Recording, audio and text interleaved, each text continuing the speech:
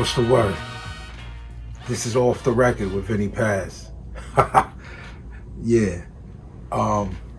So, I had this a few times before when I had spoken to y'all, made videos before over on the YouTube channel.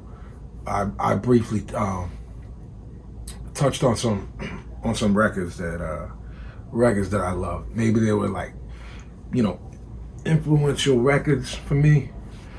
Um, Influenced my rhyme style, influenced my life, influenced me as a human being. You know, uh, music's been very important to me. Saved my life in many ways. Definitely wouldn't be here without it. So I thought, well, maybe I could go a little bit more in depth with some of these records. And maybe if you're familiar with them, you'll you'll see if you feel the same way about the record as I do, and for the same reasons. And if you're not familiar with them, hopefully I can encourage you to check the record out. Um, that would be great. You know what I'm saying, for people that aren't familiar, especially for y'all that are younger than me. You know, which is probably most of y'all. Um, so there's also an important thing to discuss. Um, and I've debated this with people before, previously, friends and foe alike, and that is the difference between a record that is something you consider the best and a record that you consider a personal favorite. Because I have personal favorites, records that are very important to me, that I'm fully aware that they weren't necessarily genre shifting. They weren't necessarily important culturally speaking. Of course, they're important to me, but maybe not culturally important. Maybe they're not classics. They're not regarded as classics to everybody. You know what I'm saying? So I think it'll be interesting to cover both of those things.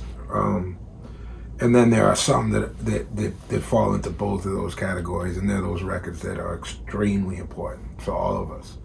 So I'm going to start with one of those. I believe this to be the best rap record ever made. Show it to you. This is Public Enemy. It takes a nation of millions to hold us back. Public Enemy takes a nation of millions to hold us back.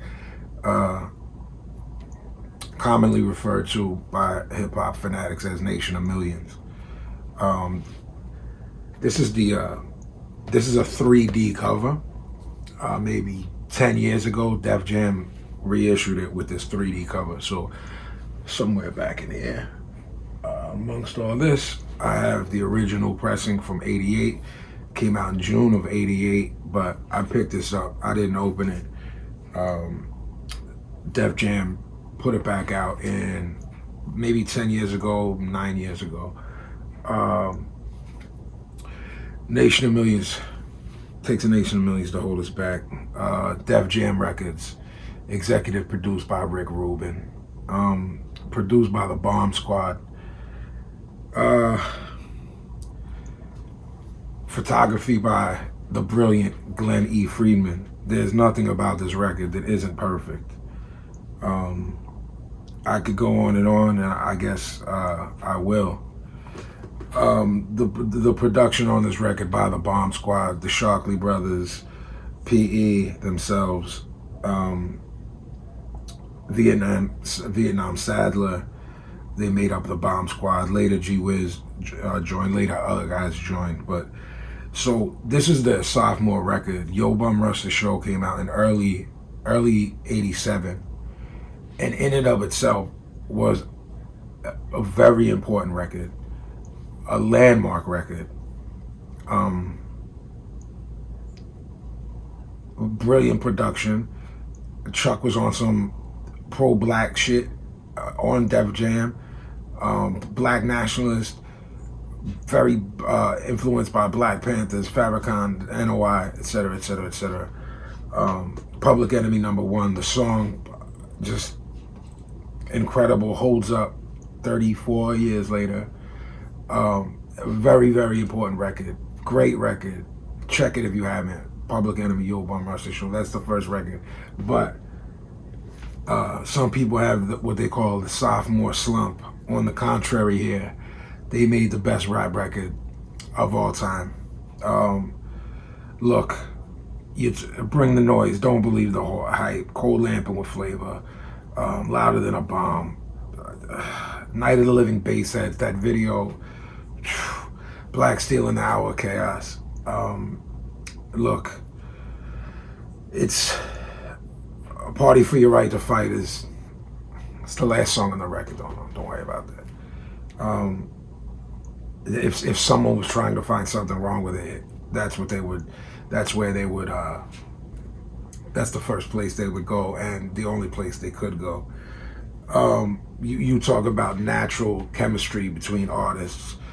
Artists have a hype man, whether it's on stage or people who have done it on record, and people think that it's simple, it's easy to do that. But what they bring out in the lead vocalist is something that could never be replicated by anybody else. Ask people about it. Ask someone like Be Real about Sendog.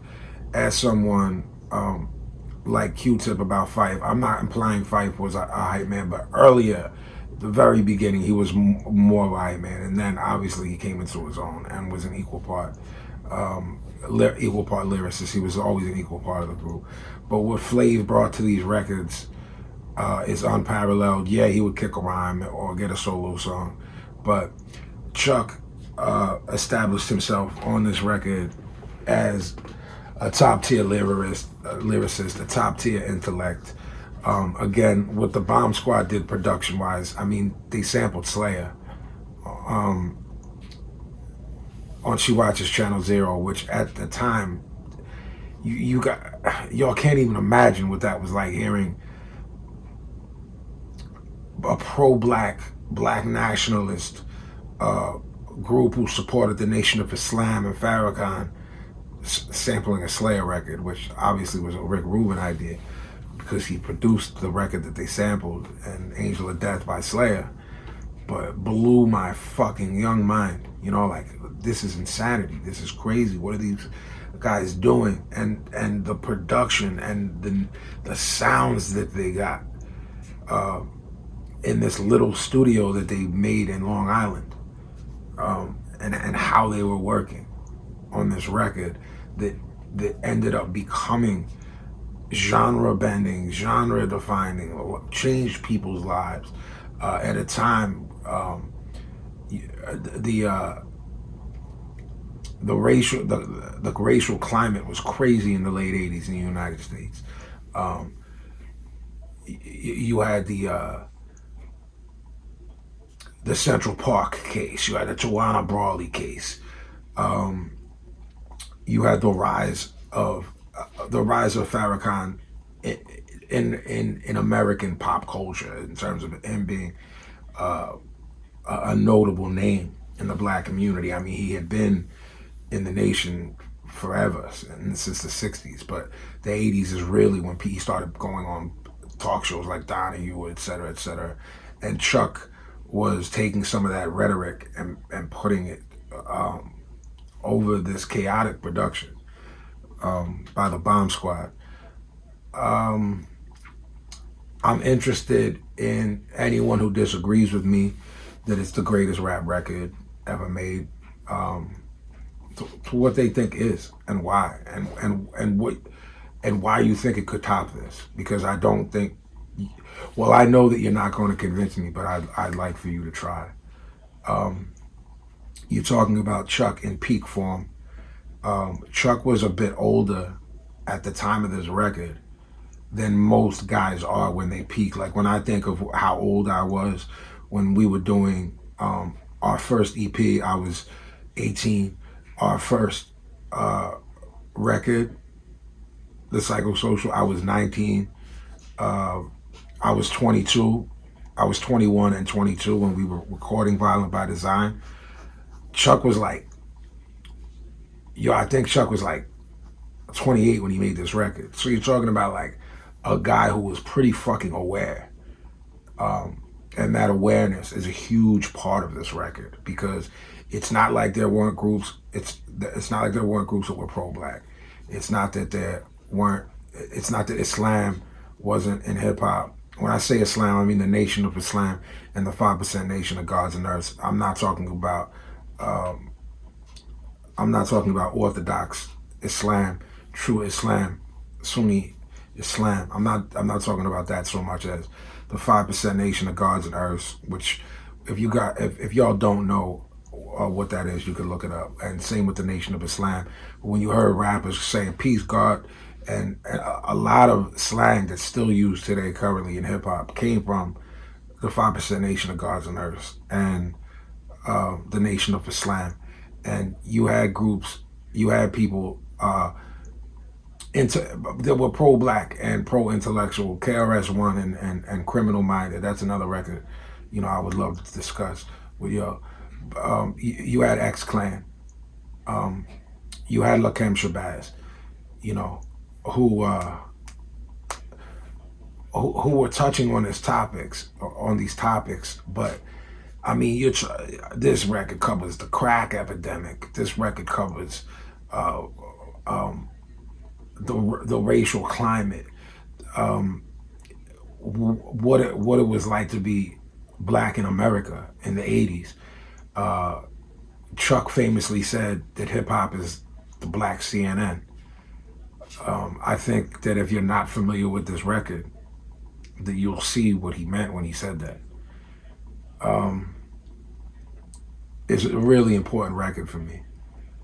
Uh, it's not the record that made me want to rhyme, because I had heard a record before this that did that.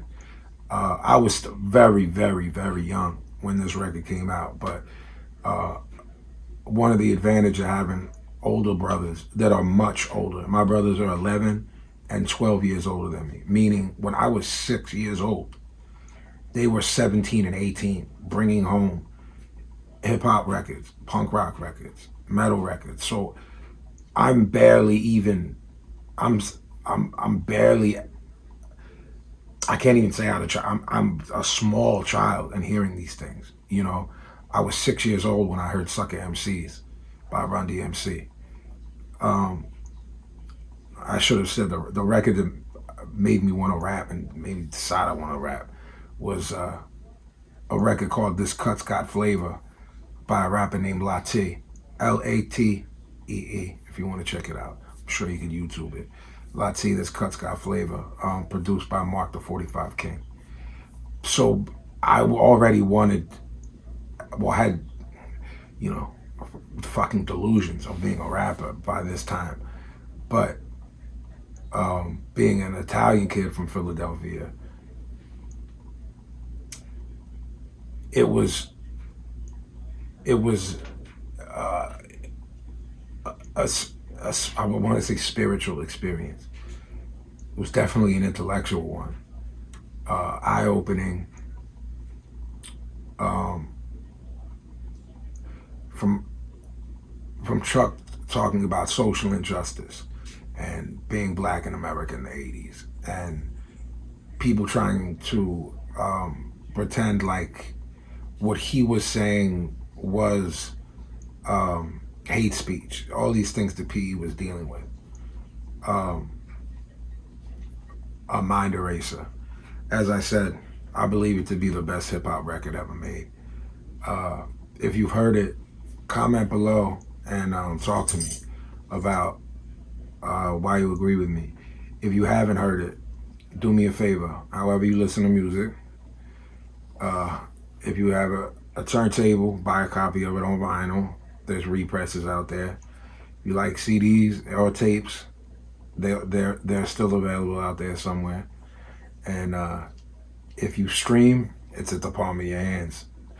You can watch this video, and when this video is finished, you can hit play, right? And if you don't agree with me, tell me underneath in the comments what the best hip hop record of all time is and why. So yeah, this is Off the Record with Vinnie Paz. In the comments, tell me what records you'd like me to discuss, and if I'm if I own the record, which I probably do. This is just maybe 1/10 of a collection. Um, I'll talk about, I'm open for suggestions. If not, I'll just keep going through my personal favorites. But if you want me to talk about other genres, uh, I'm in.